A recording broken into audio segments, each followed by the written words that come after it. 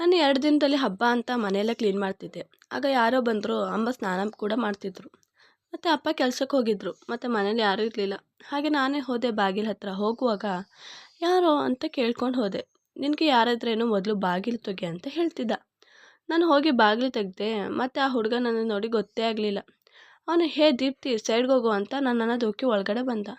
ನಾನು ನೀನು ಯಾರು ಅಂತ ಹೇಳ್ತಿದ್ದೆ. ಅಷ್ಟರಲ್ಲಿ ಅಮ್ಮ ಸ್ನಾನ ಮಾಡ್ಕೊಂಡು ಬಂದರು. ಮತ್ತು ಹೇಳಿದ್ರು, ಹೇ ರೋಹಿತ್, ನೀನಾ ರೋಹಿತ್ ಅಂದಾಗ ನನಗೆ ಗೊತ್ತಾಯಿತು, ಓ ನನ್ನ ಕಝಿನ್ ಅಂತ. ನಾವಿಬ್ಬರು ಒಂದೇ ದಿನದಲ್ಲಿ ಹುಟ್ಟಿದ್ದು. ರೋಹಿತ್ ನಮ್ಮ ಅಪ್ಪನ ತಂಗಿ ಮಗ. ನಮ್ಮ ಅಮ್ಮನಿಗೂ ನನ್ನ ಆಂಟಿಗೂ ಆಗ್ತಾನೇ ಇರಲಿಲ್ಲ. ಯಾವಾಗ ನೋಡಿದ್ರು ಜಗಳ. ನಮ್ಮ ಅಪ್ಪ ಮತ್ತು ಆಂಟಿ ಒಂದಾಗಿದ್ದರು ನಾನು ಚಿಕ್ಕವಳಾಗಿದ್ದಾಗ. ಮತ್ತು ನಮ್ಮಮ್ಮ, ನೀನು ಮದುವೆ ಆಗಿದ್ರು ಯಾಕೆ ಇಲ್ಲೇ ಬಂದು ನಿಂತ್ಕೋತೀಯ ಅಂತ. ಅದಕ್ಕೆ ಅವರು, ಇದು ನಮ್ಮ ಅಪ್ಪನ ಮನೆ, ನಾನು ಹೇಗೆ ಬೇಕಾದರೂ ಇಲ್ಲಿರ್ತೀನಿ, ಮತ್ತು ಇದನ್ನು ಕೇಳೋಕ್ಕೆ ನೀನು ಯಾರು ಅಂತ.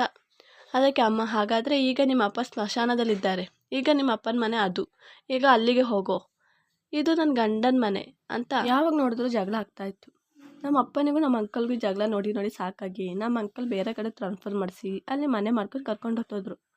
ಆಂಟಿನ ಚಿಕ್ಕವಳಿದ್ದಾಗ ಕರ್ಕೊಂಡೋದ್ರು. ಅಲ್ಲಿ ಅಂಕಲ್ ಕೆಲಸ ಮತ್ತು ಮಗಂದು ಓದು ಅಂತ ಇಲ್ಲಿಗೆ ಬರೋಕ್ಕೆ ಆಗ್ತಾ ಇರಲಿಲ್ಲ. ಆಂಟಿ ಹೋಗಿದ್ದೆ ನಮ್ಮ ಅಮ್ಮನಿಗೆ ತುಂಬ ಖುಷಿ ಆಯಿತು, ಶನಿ ಹೋಯ್ತಲ್ಲ ಅಂತ. ಆಗಲಿಂದ ನಾವು ಕಾಂಟ್ಯಾಕ್ಟೇ ಇರಲಿಲ್ಲ. ಹಾಗೆ ನನಗೆ ರೋಹಿತ್ನ ಕಂಡುಹಿಡೋಕ್ಕಾಗ್ತಾ ಇರಲಿಲ್ಲ. ಆದರೆ ನಮ್ಮ ಅಮ್ಮನಿಗೆ ಗೊತ್ತಾಯಿತು ರೋಹಿತ್ ಅಂತ.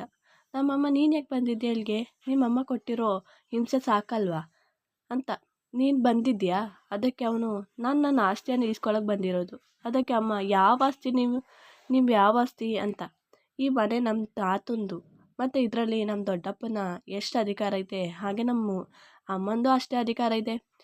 ಹಾಗೆ ನಮ್ಮ ಅಮ್ಮನಿಗೆ ಸೇರಿದ್ದು, ನನಗೆ ತಾನೇ ನನ್ನ ಆಸ್ತಿನ ತಗೊಂಡು ಹೋಗೋಕ್ಕೆ ಬಂದಿರೋದು ನಾನು ಅಂತ ಹೇಳ್ದ. ಮತ್ತು ಮೇಲೆ ಹತ್ಕೊಂಡು ಹೋಗ್ತಿದ್ದ. ಅವನ ಕಾಲಲ್ಲಿ ಎಷ್ಟು ಮಣ್ಣಿತ್ತು ಅಂದರೆ ನಾನು ಈಗ ತಾನೇ ಒರೆಸ್ಕೊಂಡು ಬಂದಿದ್ದು. ಫುಲ್ ಕೆಸರು ಮಾಡಿಬಿಟ್ಟಿದ್ದ ಮನೇನ. ನಾನು ಅಮ್ಮನ ಹತ್ರ, ಅಮ್ಮ ನೋಡಮ್ಮ ಫುಲ್ ಕೆಸರು ಮಾಡಿಬಿಟ್ಟಿದ್ದಾನೆ, ಮತ್ತೆ ಒರೆಸ್ಬೇಕು ಅಂತ ಹೇಳಿದೆ. ಅವನು ಏನು ಹೇಳ್ದೆ ನನ್ನನ್ನು ನೋಡಿಕೊಂಡು ಮೇಲೆ ರೂಮ್ಗೆ ಹೋದ.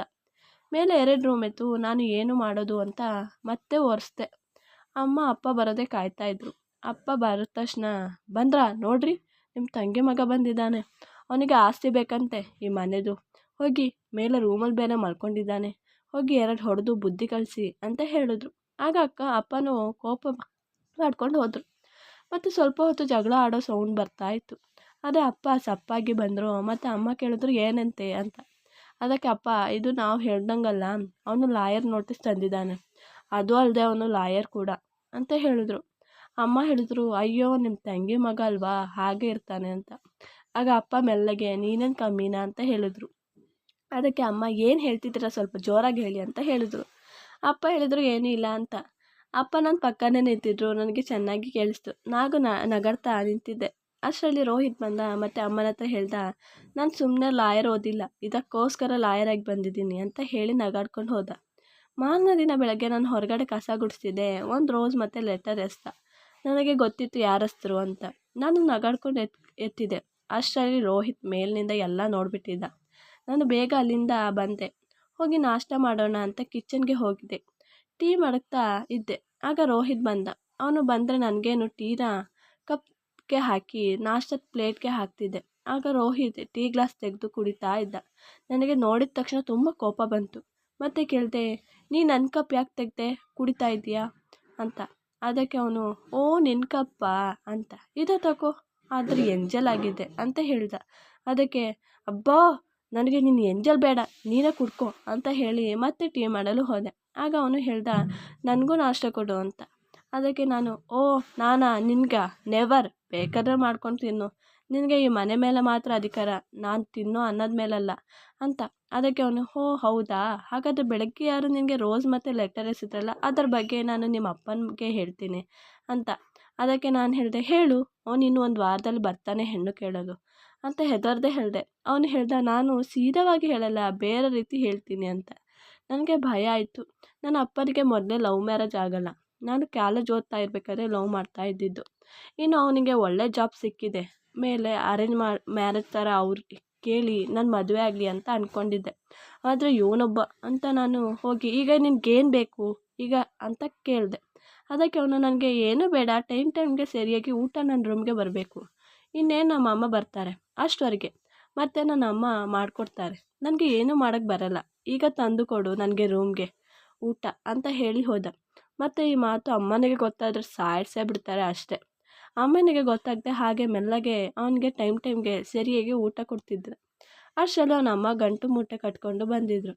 ಮತ್ತು ಅವ್ರ ಕೆಲಸ ಅವರೇ ಮಾಡ್ಕೋತಿದ್ರು. ಯಾವಾಗ ನೋಡಿದ್ರು ಅಮ್ಮ ಮತ್ತು ಆಂಟಿಯವ್ರ ಜಗಳ. ಇವ್ರ ಜಗಳ ಬಿಡಿಸೋಕ್ಕೆ ದಿನ ಇಡೀ ಕಳೀತಾ ಇತ್ತು. ಈ ದಿನಗಳಲ್ಲಿ ರೋಹಿತ್ ಚೇಂಜ್ ಆಗಿದ್ದ. ಅಷ್ಟರಲ್ಲಿ ಅಮ್ಮನ ತಂಗಿ ಬಂದಿದ್ದರು. ಮತ್ತು ಅಮ್ಮನ ಹತ್ರ ಅವ್ರ ಮಗನಿಗೆ ನನ್ನ ಕೈ ಕೇಳ್ತಾ ಇದ್ರು. ನನ್ನ ಅಮ್ಮನಿಗೆ ಇಷ್ಟ ಇತ್ತು, ಆದರೆ ನಮ್ಮ ಅಪ್ಪನಿಗೆ ಇಷ್ಟ ಇಲ್ಲ. ಆದರೆ ನಮ್ಮ ಅಮ್ಮ ಅಪ್ಪನ ಮಾತು ಕೇಳದೆ ನಾನು ಅವನ ಜೊತೆ ಮದುವೆ ಮಾಡಿಸ್ತಿದ್ರು. ಆದರೆ ನನಗೆ ಇಷ್ಟ ಇರಲಿಲ್ಲ. ನಾನು ನನ್ನ ಲವರ್ಗೆ ಫೋನ್ ಮಾಡಿದೆ. ಅವನು ಹೇಳ್ದ, ನೀನು ಒಂದು ಕೆಲಸ ಮಾಡು, ಈಗಲೇ ನಾನು ಸ್ಕೂಟರ್ ತರ್ತೀನಿ, ನೀನು ರೆಡಿಯಾಗಿ ಬಾ, ನಾವು ಒಂದು ಸಲ ಮದುವೆ ಆದರೆ ಮತ್ತು ನಿಮ್ಮ ಅಪ್ಪ ಅಮ್ಮ ನನಗೆ ಕೊಟ್ಟು ಮದುವೆ ಮಾಡ್ತಾರೆ ಅಂತ. ನಾನು ಆಯಿತು ಅಂತ ಒಪ್ಕೊಂಡೆ. ಹೋದೆ. ಅವ್ನು ಕಾಯ್ಕೊಂಡಿದ್ದ. ಮತ್ತು ಹೇಳ್ದ, ಈಗ ತುಂಬ ರಾತ್ರಿ ಆಗಿದೆ, ಬೆಳಗ್ಗೆ ಆದ ತಕ್ಷಣ ಹೋಗಿ ಮ್ಯಾರೇಜ್ ಮಾಡ್ಕೊಡೋಣ, ಈಗ ನನ್ನ ಫ್ರೆಂಡ್ ಮನೆಗೆ ಹೋಗೋಣ ಅಂತ ಕರ್ಕೊಂಡು ಹೋದ. ನಾನು ಅಲ್ಲಿಗೆ ಹೋದೆ. ಅಲ್ಲಿ 3-4 ಜನ ಹುಡುಗರಿದ್ದರು ಮತ್ತು ಎಲ್ಲರ ಕೈಯಲ್ಲಿ ಬಿಯರ್ ಇತ್ತು. ನನಗೆ ಭಯ ಆಗಿ, ಇದು ಎಲ್ಲಿಗೂ ಕರ್ಕೊಂಡು ಬಂದಿದೀಯಾ, ನಡಿ ನಾವು ಬೇರೆ ಕಡೆ ಹೋಗೋಣ ಅಂತ. ಅದಕ್ಕೆ ಅವನು ಹೇಳ್ದ, ನಾಳೆ ಸಾಕ್ಷಿಗೆ ಯಾರು ಬೇಡವಾ, ಇವರೇ ಇರೋದು, ಬಾ ಈಗ ಅಂತ ಒಳಗೆ ಕರ್ಕೊಂಡು ಹೋದ. ಹೋದ ತಕ್ಷಣ ಬಾಗಿಲು ಹಾಕಿದ್ರು. ಮತ್ತು ಅವರಲ್ಲಿ ಒಬ್ಬರು ಅವ್ರ ಹತ್ರ, ಏನೋ ಹುಡುಗಿ ತಂದಿದೀಯಾ, ಇಷ್ಟು ಸೆಕ್ಸಿಯಾಗಿರೋ ಹುಡುಗಿನ ತಂದಿದೀಯಾ, ಇವತ್ತು ಎಷ್ಟು ದುಡ್ಡು ಬೇಕಾದರೂ ಕೊಡ್ತೀನಿ ನಿನಗೆ ಅಂತ ಹೇಳಿದ್ರು. ನಾನು ಅವ್ರ ಹತ್ರ, ಏನು ಇವ್ರು ಹೀಗೆ ಹೇಳ್ತಿದ್ದಾರೆ, ನನಗೇನೋ ಇಲ್ಲಿ ಸರಿ ಅನಿಸ್ತಿಲ್ಲ, ಬಾ ಹೋಗೋಣ ಅಂತ ಹೇಳಿದೆ. ಅದಕ್ಕೆ ಅವನು, ಇನ್ನು ಎಲ್ಲಿಗೆ, ಅಪ್ಪ ಅಮ್ಮನನ್ನು ಬಿಟ್ಟು ಬಂದವರು ಹೆಣ್ಮಕ್ಳಿಗೆ ಇದೇ ಗತಿ, ಇನ್ನು ನನ್ನ ಫ್ರೆಂಡ್ಸ್ಗೆ ಸುಖ ಕೊಡ್ಕೊಂಡು ಸ್ಟೋಮಲ್ಲಿ ಬಿದ್ದಿರು ಅಷ್ಟೇ ಅಂತ ಹೇಳಿ ನಗಾಡ್ತಿದ್ದ. ಅವರಲ್ಲಿ ಒಬ್ಬ ನನ್ನ ಹತ್ರ ಬಂದು ನನ್ನನ್ನು ಎಳ್ಕೊಂಡು ಹೋದ. ಅಷ್ಟರಲ್ಲಿ ಬಾಗಿಲು ಜೋರಾಗಿ ತಟ್ಟೋ ಸೌಂಡ್ ಬರ್ತಾಯಿತ್ತು. ಆಗ ಹೇಳಿದರು, ಅಯ್ಯೋ ಪೊಲೀಸ್ ಬಂದ್ರೇನೋ ಅಂತ. ಅದಕ್ಕೆ ನನಗೆ ಸಮಾಧಾನ ಆಯಿತು. ಆಗ ಹೇಳಿದರು, ಮೊದಲು ಪೊಲೀಸ್ಗೆ ಅವಳನ್ನು ಸುಖ ತಗೊಳ್ಳೋಕ್ಕೆ ಹೇಳೋಣ, ಮತ್ತು ಅವ್ರು ಒಪ್ಕೋತಾರೆ ಅಂತ ಹೇಳಿ ಬಾಗಿಲು ತೆಗೆದ್ರು. ಆಗ ಅವರನ್ನು ನೋಡಿ ನಾನು ರೋಹಿತ್ ಅಂತ ಹೇಳೋಷ್ಟರಲ್ಲಿ ಅವನ ಕಣ್ಣಿನ ಸನ್ನೆಯಲ್ಲಿ ಹೇಳಬೇಡ ಅಂತ ಹೇಳ್ದ. ನಾನು ಸುಮ್ಮನೆ ನಿಂತಿದ್ದೆ. ಅವನು ಪೊಲೀಸ್ ಡ್ರೆಸ್ಸಲ್ಲಿ ಇದ್ದ ಮತ್ತು ಹೇಳ್ದ, ಓ ಏನು ಹೆಣ್ಣನ್ನು ಕಿಡ್ನಾಪ್ ಮಾಡ್ಕೊಂಡು ಬಂದು ಸ್ಮಗ್ಲಿಂಗ್ ಮಾಡ್ತಾ ಇದ್ದೀರಾ ಅಂತ. ಆಗ ಅವರು ಹಾಗೆ ಹೇಳಿದ್ರು ಮೊದಲಿನ ಥರ. ಅದಕ್ಕೆ ಅವನು, ನನಗೆ ಹೆಣ್ಣಿನ ಆಸೆ ತೋರಿಸ್ತಾ ಇದ್ದೀರಾ ಅಂತ ಮತ್ತು ಅವರಿಗೆ ಚೆನ್ನಾಗಿ ಹೊಡೆದ ಮತ್ತು ಹೇಳ್ದ, ನೀನು ಮೆಲ್ಲಗೆ ಹೋಗು ಅಂತ. ನಾನು ಓಡಿ ಹೋದೆ. ಹಾಗೆ ಅವನು ಬೈಕಲ್ಲಿ ನನ್ನನ್ನು ಕರ್ಕೊಂಡು ಹೋದ. ಹೋಗ್ತಾ ಕೇಳಿದೆ, ನೀನು ಹೇಗೆ ಇಲ್ಲಿ ಅಂತ. ಆಗ ನಾನು ನಿನ್ನ ಆ ಹುಡುಗನ ಜೊತೆ ಹೋಗೋದು ನೋಡಿದೆ, ನಿನಗೆ ಇಷ್ಟ ಇಲ್ಲದಿರೋ ಮದುವೆ ಮಾಡ್ತಾರೆ ಅಂತ ಈ ನಿರ್ಧಾರ ತೆಗೆದಿದೆಯಾ ಅಂತ ಚೆನ್ನಾಗಿ ಗೊತ್ತು. ಹಾಗೆ ನಾನು ನನ್ನ ಹತ್ರ ಇದ್ದ ಡ್ರಾಮಕ್ಕೆ ಹಾಕೋತಿದ್ದ ಡ್ರೆಸ್ ಹಾಕ್ಕೊಂಡು ಬೇಗ ಬಂದೆ. ಹಾಗೆ ಒಳ್ಳೆಯದೇ ಆಯಿತು. ಮನೇಲಿ ಎಲ್ಲರೂ ಚಿಂತೆಯಿಂದ ಓಡಾಡ್ತಿದ್ರು. ನನ್ನ ಮತ್ತು ರೋಹಿತ್ನ ಜೊತೆಯಾಗಿ ನೋಡಿ ಗಾಬರಿ ಆದರು. ಆಗ ಅಮ್ಮ ಕೇಳಿದ್ರು, ಎಲ್ಲಿಗೆ ಹೋಗಿದ್ದೆ, ನೀನ್ಯಾಕೆ ಇವನ ಜೊತೆ ಅಂತ. ಆಗ ನಾನು ಏನು ಹೇಳೋದು ಅಂತ ಅಂದ್ಕೊಂಡೆ. ಅಷ್ಟರಲ್ಲಿ ರೋಹಿತ್ ಹೇಳ್ದ, ನಾವು ಓಡಿ ಹೋಗಿ ಮದುವೆಯಾಗಿ ಬಂದಿದ್ದೀವಿ ಅಂತ. ಎಲ್ಲರೂ ಆಶ್ಚರ್ಯವಾಗಿ ನೋಡ್ತಾ ಇದ್ರು, ನಾನು ಕೂಡ. ಆಗ ಆಂಟಿ ಹೇಳಿದ್ರು, ಏನು ಹೇಳ್ತಾ ಇದ್ದೀಯಾ ಅಂತ.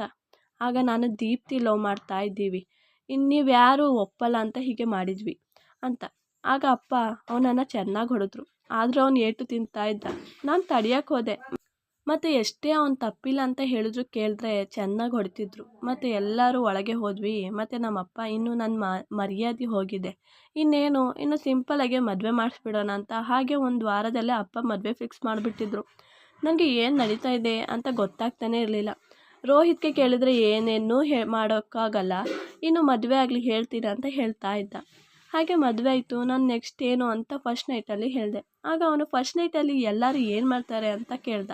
ಅದಕ್ಕೆ ನಾನು, ರೋಹಿತ್ ಈಗ ಜೋಕ್ ಮಾಡೋ ಟೈಮಲ್ಲ ಅಂತ ಹೇಳಿದೆ. ಏನು ಹೇಳು ಅಂತ ಕೇಳಿದೆ. ಅದಕ್ಕೆ ಅವನು, ಆಗ ನಿನಗೆ ನಿನ್ನ ಲವರ್ ಇಷ್ಟನಾ ಅಂತ. ಅದಕ್ಕೆ ನಾನು, ಇಲ್ಲ ಅವ್ನು ಕಂಡ್ರೆ ಆಗೋಲ್ಲ ಅಂತ. ಹಾಗಾದರೆ ನಿಮ್ಮ ಅಪ್ಪನ ತಂಗಿ ಮಗ ಇಷ್ಟನಾ ಅಂತ. ಅದಕ್ಕೆ ಅವನನ್ನೂ ಇಷ್ಟ ಇಲ್ಲ ಅಂತಾನೆ ಹೀಗಾಗಿದ್ದು ಅಂತ. ಅದಕ್ಕೆ ಅವನು, ಹಾಗಾದರೆ ಯಾರಿಷ್ಟ ಅಂತ. ಅದಕ್ಕೆ ಯಾರೂ ಇಲ್ಲ. ಹಾಗಾದರೆ ನಾನು ನೋಡೋಕ್ಕೆ ಹೇಗಿದ್ದೀನಿ, ಕಮ್ಮಿ ಏನಿಲ್ಲ, ಲಾಯರ್ ಕೂಡ, ಮತ್ತು ನನಗೆ ಅನಿಸುತ್ತೆ ಒಳ್ಳೆ ಹುಡುಗನ ಥರ, ನಿನಗೆ ಹೇಗೆ ಅನಿಸ್ತೀನಿ ಅಂತ. ಅದಕ್ಕೆ ನಾನು, ನೀನು ಒಳ್ಳೆಯವನೇ ಅಂತ. ಅದಕ್ಕೆ ಹಾಗಾದರೆ ನಿನ್ನ ಗಂಡ ಆಗಿದ್ದಕ್ಕೆ ಪ್ರಾಬ್ಲಮ್ ಇಲ್ವಲ್ಲ, ನಾನು ನಿನಗೋಸ್ಕರ ಸುಮ್ಮನೆ ಏಟು ತಿಂದಲ್ಲ, ನಿನ್ನನ್ನು ನೋಡಿದ ತಕ್ಷಣ ನಾನು ನಿನ್ನನ್ನು ಲವ್ ಮಾಡ್ತಾಯಿದ್ದೆ, ನನಗೆ ಗೊತ್ತಿತ್ತು ನಿನ್ನ ಲವರ್ ಸರಿ ಇಲ್ಲ ಅಂತ. ಮತ್ತು ಅವನ ಬಗ್ಗೆ ಏನೂ ಕೇಳಲು ನಿನಗೆ ಇಷ್ಟ ಇರಲಿಲ್ಲ. ಮತ್ತು ನಿಮ್ಮ ನಮ್ಮ ಅಮ್ಮನ ಜಗಳ ಸಾಲ್ವ್ ಮಾಡೋದ್ರಲ್ಲೇ ಇದ್ದೆ, ಮತ್ತು ಇದರ ಬಗ್ಗೆ ಮರ್ತೇ ಬಿಟ್ಟಿದ್ದೆ. ಆದರೆ ಹೀಗೆಲ್ಲ ಆಗೋಯ್ತು. ಇನ್ನು ನೀನು ಸ್ವಲ್ಪ ಪೆದ್ದಿನೇ, ಆದರೆ ಮ್ಯಾನೇಜ್ ಮಾಡ್ಕೊಂಡು ಹೋಗ್ತೀನಿ ಬಿಡು. ಏನೇ ಆಗಲಿ ನಾನು ಪ್ರೀತಿ ಮಾಡಿದ ಹುಡುಗಿ ತಾನೇ, ಇನ್ನು ಇವತ್ತಿನ ರಾತ್ರಿ ವೇಸ್ಟ್ ಮಾಡೋದು ಬೇಡ ಅಂತ ಹೇಳ್ದ. ನಾನು ಅವ್ನ ಮಾತಿಗೆ ನಾಚಿಕೆಯಿಂದ ತಲೆ ಬಗ್ಗಿಸ್ದೆ. ಈ ವಿಡಿಯೋ ಇಷ್ಟವಾದಲ್ಲಿ ಪ್ಲೀಸ್ ಲೈಕ್ ಆ್ಯಂಡ್ ಸಬ್ಸ್ಕ್ರೈಬ್ ಮಾಡಿ.